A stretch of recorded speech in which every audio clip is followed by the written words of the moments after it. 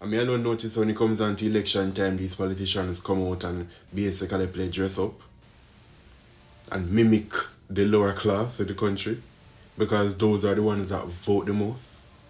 I mean, I don't notice that they come out and do the things that they normally don't do. You see Vaza Cream here.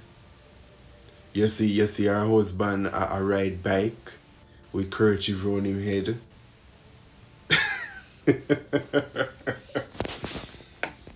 People, wanna know what to say when it comes on to election time, these politicians come out and take us for a fool. And have you running behind them.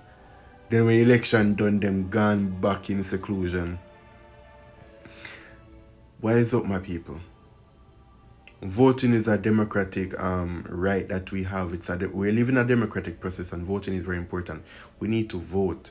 But I'm asking you, learn to hold your politicians accountable. This die-hearted thing now work. This run up and down bend politician thing now work.